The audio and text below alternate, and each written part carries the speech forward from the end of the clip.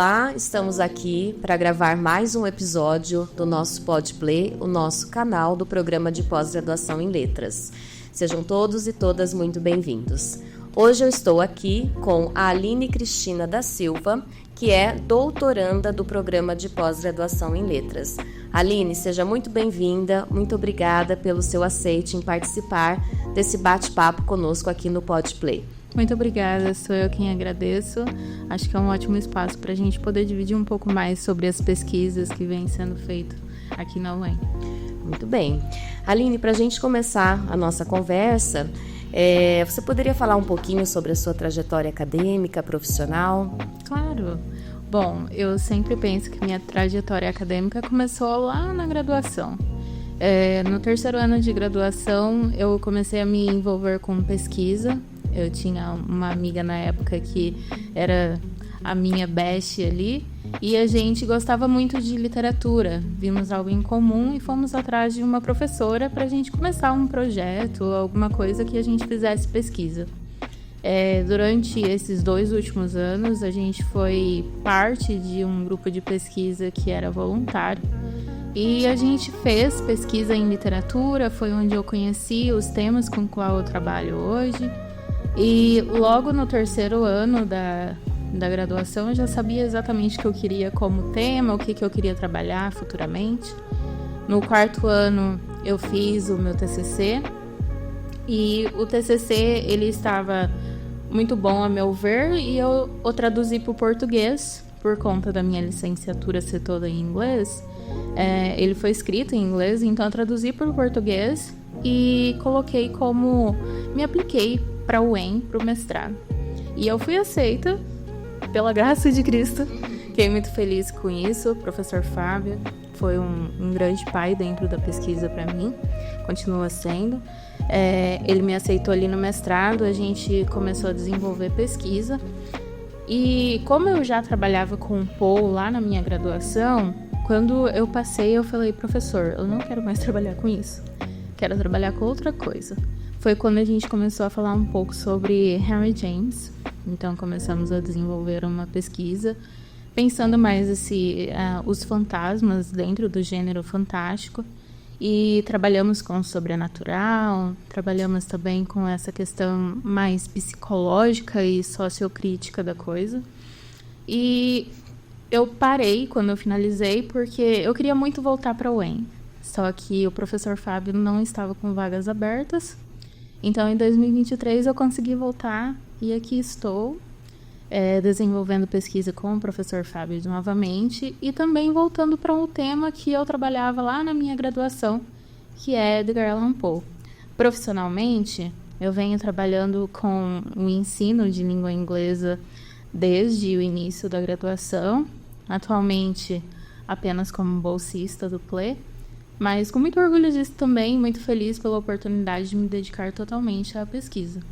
Que legal, Aline, essa sua trajetória, né? E saber que você pesquisa algo que realmente você gosta, né? Não é muito comum, já na metade da graduação, os alunos decidirem qual temática ou qual linha gostariam de seguir, por exemplo, no mestrado ou no doutorado, né? Então, é visível essa sua paixão pela literatura, né? E aí, Aline, você então volta agora no doutorado e está estudando literatura fantástica e o Edgar Allan Poe, né? Exatamente. E aí, o que você está estudando, analisando dentro dessa literatura fantástica de Edgar Allan Poe? Bom, no meu mestrado, como eu disse, eu trabalhei com essa questão fantasmagórica, sociocrítica, mexendo com o fantástico, pensando mais no lado psicológico. Agora eu volto a trabalhar com Edgar Allan Poe e mexo um pouco com melancolia. Eu me volto a esse tema, porque é um tema que está presente dentro do fantástico e também é um tema que a gente não cavuca muito, eu diria. Seria um dos subtemas do gênero fantástico. Então, uma das formas de expressão do fantástico dentro da literatura pode ser através da melancolia. E é isso justamente que eu vou tentar provar na minha tese. Então, eu volto agora com 3 contos conforme eu fiz o meu projeto, eu quero abarcar esses 3 contos para a gente fazer uma análise sobre a melancolia e justamente ela sendo parte da desestabilização do real dentro da narrativa de cunho fantástico. Então, no meu projeto, eu me propus analisar 3 contos, mas assim, convenhamos. A gente, quando entende um pouco mais de pesquisa, a gente percebe que não dá para abraçar um É muita coisa, né? É muita coisa. Então, eu dei mais uma pesquisada nos últimos tempos, que tenho feito bastante leitura, e também com indicação do próprio professor Alê, queridíssimo. No Splay do ano passado, eu participei, e ele falou: Aline, por que você não dá uma buscada nos contos do Poe e encontra apenas um para você seguir só em um, porque o seu foco vai ser maior, né? A profundidade da análise, exato. Né? E assim eu não estarei abraçando o mundo, mas apenas abraçando um conto. Sim. Né? E aí eu fui atrás do conto que ele me indicou e genial. O Homem na Multidão, um conto do Edgar Allan Poe, talvez um dos mais melancólicos que ele tem.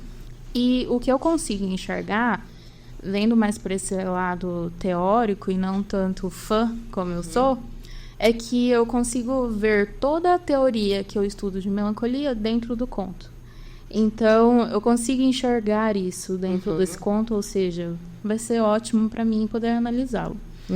Até havia pensado em 3 contos, que era Ligeia, a Queda da Casa de Usher e a Máscara da Morte Rubra. Esses 3 contos são ótimos também para análise de melancolia, mas eu acho que não dá para analisar 3 contos em um curto período de tempo. Por mais que a gente pense que o doutorado é grande, são 4 anos, mas não é bem assim, né? A gente sabe que as leituras demandam muito, então eu venho agora tentando focar mais na leitura da melancolia, que é justamente um ponto novo para mim, é novo professor também, e quero focar mais nisso para trabalhar a melancolia como desestabilizadora do real dentro da narrativa fantástica. Muito bem.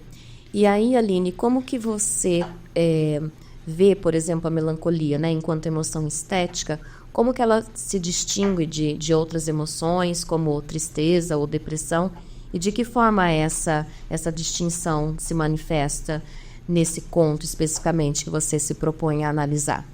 Bom, a melancolia tem diversos autores que falam que ela evoca aquilo que está adormecido, de alguma forma.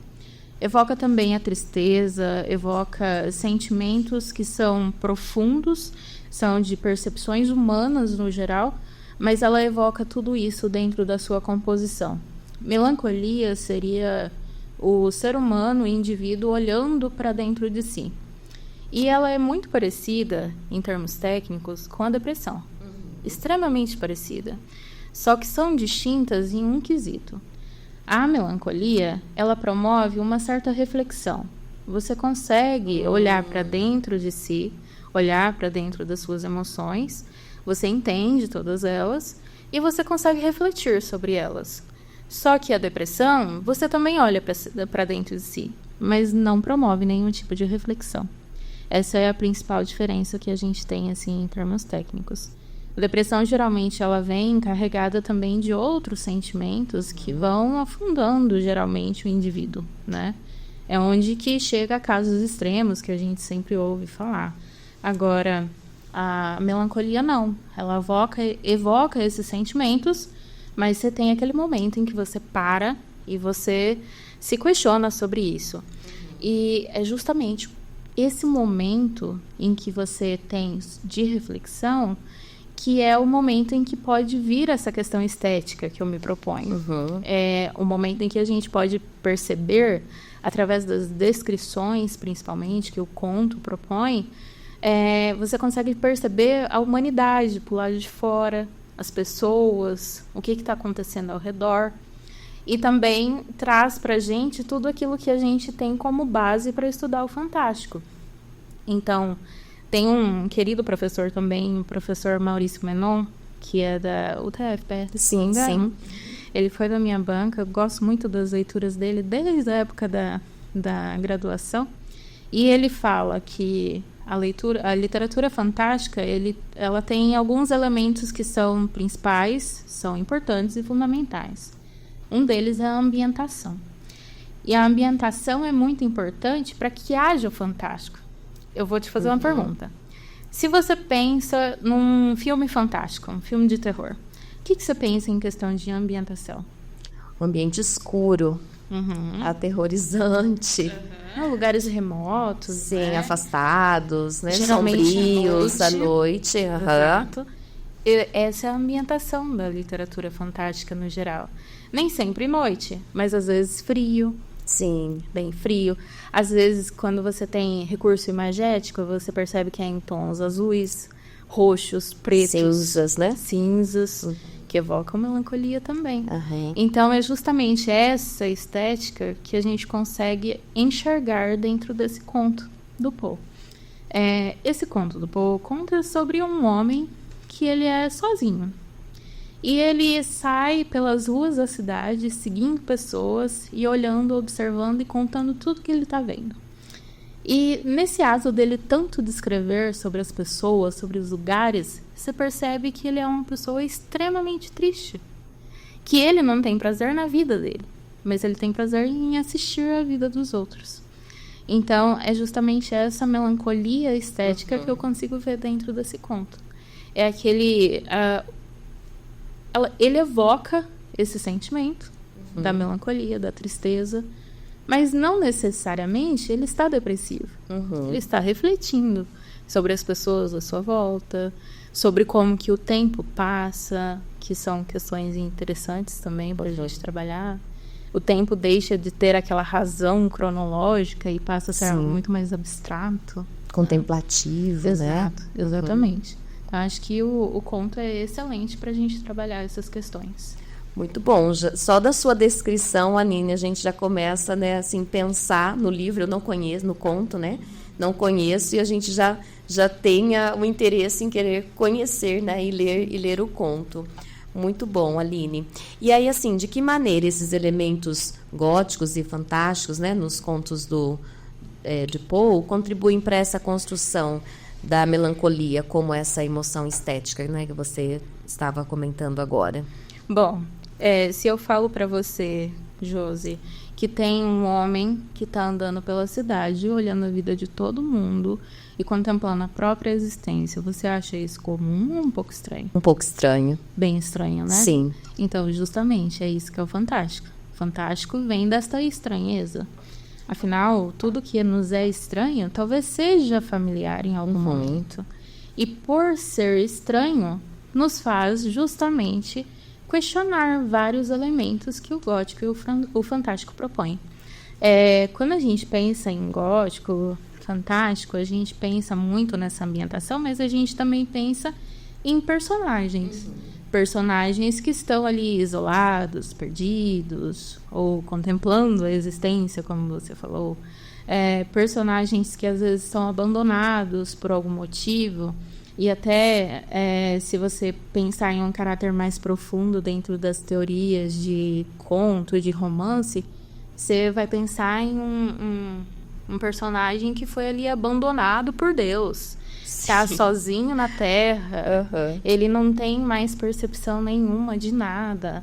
Então, esse personagem faz com que a gente consiga entender essa estranheza. Essa pessoa não é normal. E a gente fala que não é normal, não porque ele seja anormal, mas é que é diferente da nossa razão, né? Então, justamente esse conjunto desse cenário estranho, uma pessoa que está seguindo os outros na rua e observando o que essas pessoas estão fazendo. Um lugar que é remoto. Nesse caso, não é remoto. Porque é a cidade, né? Exato. Então, justamente isso demonstra uma certa decadência que ele tem. Uma decadência mental, talvez. E é aí que a melancolia pode entrar. Essa decadência mental, essa forma de desestabilizar algo que é natural, linear, que eu diria. A forma de desestabilização da linearidade dele vem através dessa contemplação do estranho. Então, é justamente aí que eu consigo perceber esses elementos fantásticos. A melancolia se constrói através disso. Se constrói através desses pequenos buracos que a gente tem de questão mental, questão sentimental, a questão da ambientação, desse personagem que está perdido dentro de si. Então, é mais ou menos nessa forma. Muito bem. E aí, Aline, pensando assim, né, sobre os aspectos específicos dessas teorias sobre melancolia, quais são mais aplicáveis a esse contexto narrativo de Poe? Existem essas lacunas ou adaptações necessárias com relação a essas teorias sobre melancolia? Sim, tem várias lacunas que a gente pode perceber dentro do texto, do conto. Tem um autor, dois autores na realidade, Bradley e Rapala. São dois autores que definem melancolia assim como a emoção estética no início. Eu não vou trabalhar necessariamente com emoção estética, eu vou trabalhar com expressão estética, mas eles geralmente, dentro da teoria deles, o que você vai encontrar é essa emoção estética como contemplação de uma perda, de uma ausência, e ela vem através de memórias, vem através de gestos. Então, é justamente isso que eu consigo encontrar dentro desse conto. Se uma pessoa que está perdida andando no nada, ela provavelmente deve ter alguma perda, alguma ausência de alguma coisa. Isso já puxa naturalmente para o sobrenatural do fantástico. Porque o sobrenatural ou é a ausência de alguma coisa, ou algo que é natural, mas que nos faz questionar essa realidade. O Poe, ele meio que transforma a melancolia dentro desse conto em um elemento narrativo. Ele pensa um personagem que sofre bastante, e isso a gente pode ver enquanto elemento narrativo dentro do conto. Um exemplo desses contos que eu havia me proposto a analisar é Ligeia. Ligeia, a melancolia dentro de Ligeia é simbolizada justamente pela persistência da memória. Que é a memória de quem? A memória da protagonista, que infelizmente morreu, e aí a memória dela é revisitada através dessas situações melancólicas. Então, no Homem da Multidão, novamente, a gente vê uma pessoa que não aparenta estar sofrendo, mas através de suas descrições da sua ambientação, do seu espaço onde está, a gente percebe esse sofrimento pessoal. E aí, Aline, pensando assim, né, nesses elementos todos históricos e sociais do século XIX, né, como que eles podem influenciar essa representação da melancolia nos contos de Poe, e como isso pode ser comparado? Não sei se você já fez algum estudo ou se você pretende fazer, né, com outros autores, por exemplo, góticos. Bom, no século XIX, a melancolia literária, ela dialogava com questões sociais, mudanças intelectuais, e, no geral, a gente percebe isso justamente por conta de um impacto muito grande que a Revolução Industrial teve na vida das pessoas e também, no geral, em grande maioria dos países, né? O avanço científico e a perda da certeza dos dogmas religiosos também que aconteceu na época. Um grande paralelo que a gente pode perceber é que isso aconteceu muito na época da pandemia. E é justamente isso que eu trago um pouquinho na minha dissertação de mestrado. Você vê que a ciência, por mais que tenha avançado, as pessoas deixam de acreditar nela para poder acreditar no senso comum. Exatamente. Infelizmente, a gente viu muito isso durante o contexto pandêmico. Muito mesmo. E isso é uma revisitação ao século XIX, que não era nada diferente. Então, perceba que durante a pandemia a gente viveu o século XIX em pleno século XXI, o que é assustador, né? Muito. Então, o Poe, ele reflete essas preocupações dele em relação ao avanço científico, às perdas religiosas, à ausência no geral, através da escrita. E a gente percebe isso por conta da fragilidade que ele coloca nesses personagens.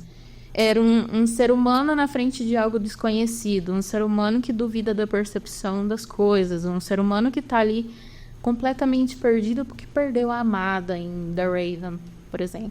Então, comparando a alguns outros autores, pensamos talvez a Mary Shelley, ou talvez Bram Stoker, que é um dos grandes consagrados da leitura gótica, né?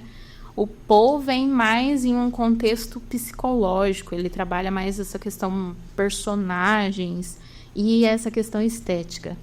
E como que a gente sabe que ele trabalhava tanto com estética assim? Como que eu posso afirmar isso? De uma forma muito simples. Ele escreveu a filosofia da composição. E isso foi depois de um tempinho que ele escreveu The Raven.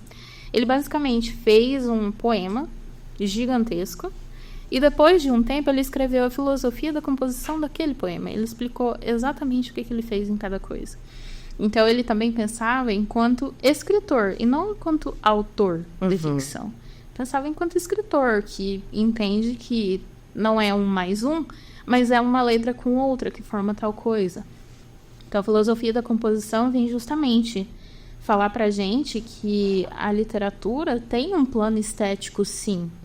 Que a gente pensa objetos, pequenas coisas, símbolos, motivos, para que a gente consiga escrever. Então, é justamente isso que a gente vê enquanto diferença de outros autores. Se você pensa em Mary Shelley, eu não gosto muito de chamar ela de Mary Shelley, para ser sincera, seria Mary Wollstonecraft, que é o nome dela enquanto solteira, né? Sim. A Mary, ela trabalha mais essa questão sobrenatural, mas ainda vem sobre o racional, justamente porque ela trabalha com percepções humanas, né? Uma vez que a gente fala de uma questão de um criador, de uma criatura, um ser que foi criado a partir de outra coisa. Então, existem alguns elementos que, sim, podem influenciar essa representação. Aline, e aí, assim, pensando, né, nessa questão claro que a gente aqui está falando de um conto, né, de literatura, e de que forma a construção narrativa de Poe, ela equilibra a tensão entre o racional, por exemplo, né, e esse sobrenatural, e como isso intensifica a melancolia como uma emoção estética. Isso é muito legal, porque o Poe, ele constrói essa narrativa, e eu gosto de falar que é um jogo de escrita, que é algo que eu proponho também na minha dissertação de mestrado. Ele constrói, ele tira do zero uma narrativa que está ali na linha do racional e do irracional, assim. Não é nem aqui, nem aqui. Tá ali numa extremidade que uma linha tênue, né? Exato, estão se colidindo a todo tempo. O que faz justamente essa criação do sobrenatural. O leitor lê e começa a se questionar, falando, mas isso aqui é verdade? Ou não? Ou isso daqui não é verdade, faz o menor sentido, mas parece ter um cunho real aqui. Os eventos sobrenaturais, eles podem ser interpretados de inúmeras formas diferentes. E isso vem através da psicologia, da sociologia, de diversas formas que a gente consegue tentar dar respostas aos acontecimentos que nos são estranhos, naturalmente estranhos. Só que nem sempre a gente consegue dar resposta a isso. Sim. E é justamente isso que é o estranho da literatura fantástica. Você não necessariamente tem resposta para os eventos, mas você tem sempre uma discussão. Ou é o método científico contra o senso comum, ou é o real com o sobrenatural, ou é algo que permite você fazer uma leitura psicológica, ou é algo completamente social, não tem nada a ver com psicologia. Então, essa ambiguidade que é criada dentro dos contos cria essa situação de inquietação. E inquietante é justamente um dos termos que a gente tanto fala no Fantástico. E é através desse inquietante que a gente consegue ver a melancolia se sobressaindo. E talvez através dessa evocação do medo, então através do medo que ela possa ser melancolia. Aline, e assim pensando, né? Claro que a gente está discutindo literatura, e aí você agora acabou de fazer essa relação, né? O quanto a gente às vezes confunde, ou, né, assim, não dá para perceber aquilo que é real, aquilo que é sobrenatural numa literatura fantástica, né? E como que vocês, assim, veem a contribuição dessas análises que vocês fazem nessas obras, né, literárias, nesses contos, trazendo para a realidade, assim, por exemplo, para a vida real de pessoas que sofrem com melancolia, com depressão? Qual seria, ou até que ponto esses trabalhos que vocês desenvolvem, né, de análise de obras literárias, podem contribuir ou não para compreender, né, questões tão sérias quanto depressão, quanto melancolia? Até que ponto esse tipo de literatura pode auxiliar ou não, por exemplo, em outras áreas do conhecimento, que não, porque aqui o caso não é o ensino de literatura, né, mas é analisar a literatura sobre outro viés. Então, até que ponto essas análises podem ou não contribuir, por exemplo, com a ciência, com a psicologia? Bom, essa contribuição ela vem de diversas formas. Uma delas é a questão da racionalização. Assim como quando a gente tem episódios de ansiedade, porque eu tenho ansiedade, tudo que a gente busca é tentar racionalizar o momento. Esses trabalhos podem vir justamente para esse momento de racionalização. Você lê algo nesse sentido, você pode sentir que você não está só, por exemplo. E que isso é algo natural e tem acontecido na humanidade há séculos e séculos. Não é questão de comparação, mas você pode ver que você não está só. Pensando dentro da psicologia, é uma forma muito interessante da gente descobrir como que a sociedade se constrói no geral. Se organiza, né? Exato. Porque não somente lá no século XIX, mas se você pega uma obra contemporânea e tenta traçar um perfil psicológico, você vai chegar a algum tipo de perfil psicológico. E isso diz muito sobre esse autor. E, consequentemente, a gente tem aquele valor histórico. Não é à toa que eu sou da linha de literatura e historicidade. Exato. A gente sempre busca entender uma sociedade, entender uma história de um momento. Então, eu não estou estudando naturalmente só Poe, só melancolia. Eu estou estudando a sociedade que foi receptora de um conto de Edgar Allan Poe. É uma sociedade que talvez estivesse passando por essas ambiguidades, e estava. Geralmente, quando a gente tem as revoluções, no caso a Revolução Industrial que estava acontecendo, tem um impacto muito grande no mundo. E esse impacto pode vir também registrado dentro da literatura. E eu inicio, inclusive, minha tese de doutorado agora falando justamente isso. O que seria da literatura se a gente não tivesse história? Exatamente. E o que seria da história se a gente não tivesse literatura para registrar esses fatos? Né? Então, acho que se justifica a necessidade do trabalho de literatura dentro da minha área, principalmente, porque, obviamente, eu vou defender o meu peixe, para a gente entender psicologia, entender a mente do ser humano, e não somente a mente, mas também entender o contexto na qual ele está inserido. Afinal, a literatura nada mais é do que um reflexo e, eu diria, uma foto da sociedade. Da realidade, né? Exato.